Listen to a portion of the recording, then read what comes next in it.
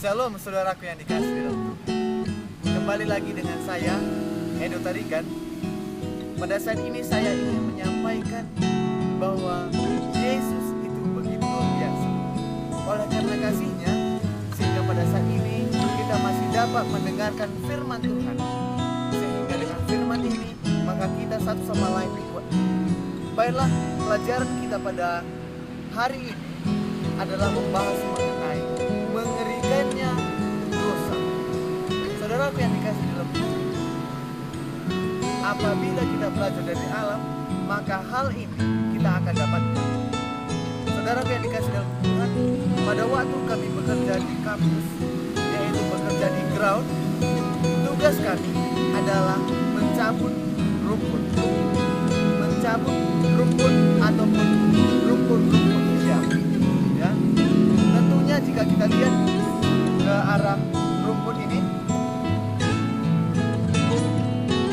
akan sangat indah jika semua itu adalah rumput yang bagus. Nah, yang menjadi masalah saudaraku, jika kami ditugaskan ke tempat ini adalah ada rumput yang memang sangat mengganggu mata, sangat mengganggu penglihatan kita, ya, yaitu rumput liar. Kalau saudara lihat secara dekat, maka Anda akan mendapatkan rumput yang seperti ini. Ya, inilah rumput yang merusak pandangan kita. Yang seharusnya kita punya rumput adalah seperti ini bentuknya, tetapi ada yang seperti ini yang menghasilkan duri. Jadi kalau saudara jalan di situ, maka saudara akan terpijak duri itu dan saudara akan terpijak. Saudara yang dikasihi dalam Tuhan, dosa sama halnya seperti itu.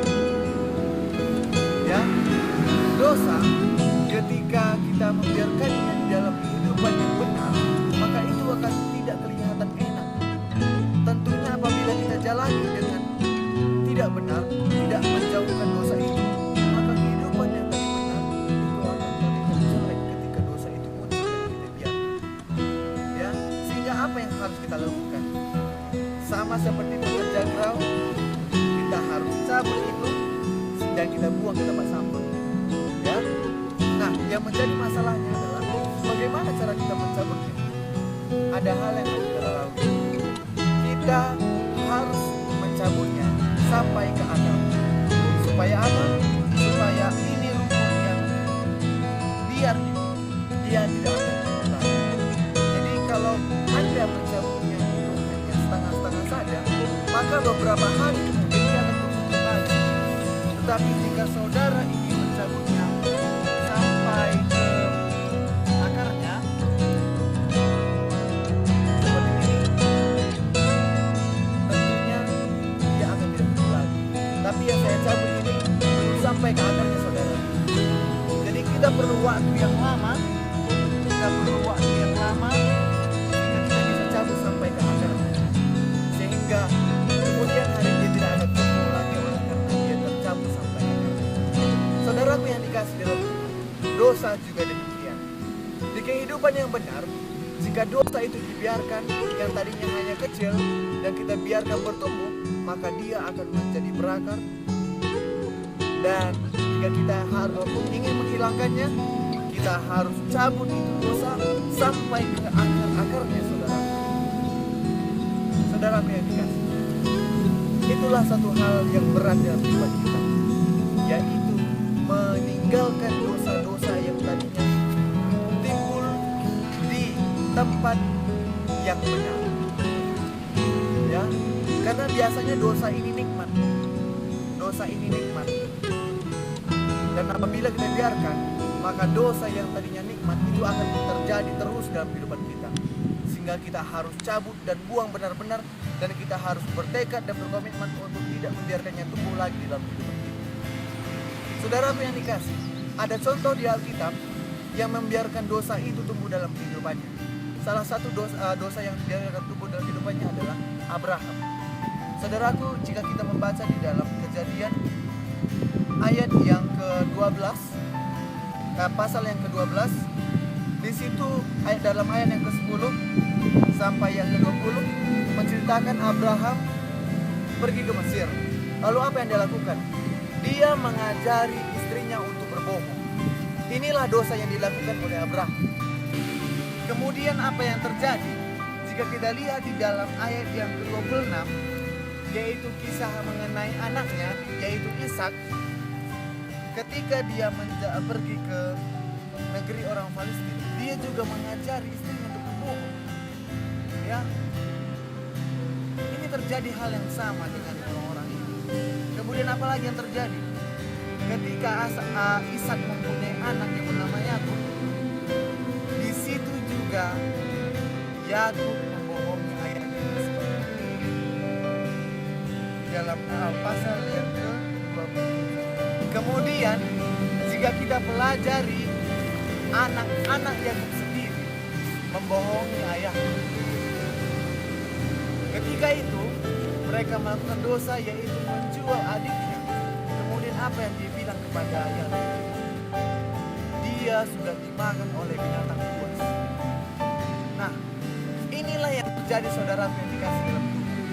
Ketika seseorang membiarkan dosa terjadi dalam kehidupannya dan dia tidak mencabut itu sampai ke akar, apa yang terjadi? Dosa itu semakin membesar dan kemudian turun temurun sampai ke anak yang juga melakukan dosa yang sama. Jadi hati-hati saudara. Jika saudara memiliki dosa yang sama pada saat ini, langsung lakukan hal yang sama ketika kami bekerja di ground, yaitu cabut itu rumput liar, yaitu dosa, cabut sampai ke akarnya dan buang ke tempat sampah. Jangan biarkan dia bertumbuh kemudian merusak yang baik sehingga semua menjadi kacau.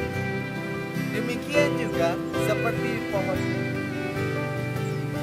Jika kita melihat ke pohon ini, dia bertumbuh begitu besar dan besar, akarnya begitu besar untuk menahan. Saudaraku yang dikasih, dosa akan dapat bertumbuh dengan pesat jika kita membiarkannya, sama seperti pohon ini dibiarkan bertumbuh. Hati-hati saudara. Jika saudara membiarkan dosa itu tumbuh dalam kehidupan saudara, dia akan bertumbuh dengan besar, cepat, akar-akarnya semakin besar, dan ketika kita ingin mencabutnya dari dalam kehidupan kita, maka itu akan sulit untuk kita lakukan. Dan jika mungkin, maka itu akan meninggalkan bekas yang buruk. Oleh karena itu saudaraku yang dikasih dalam Tuhan, mulai sekarang mari kita mengambil tekad dan komitmen. Ketika kehidupan kita masuk ke dalam dosa, kita harus cabut secara langsung bersama dengan Yesus, sehingga dengan seperti itu dosa yang tadinya kecil kita buang, itu dapat musnah dalam kehidupan kita, dan kita dapat melakukan hal yang benar dalam kehidupan kita.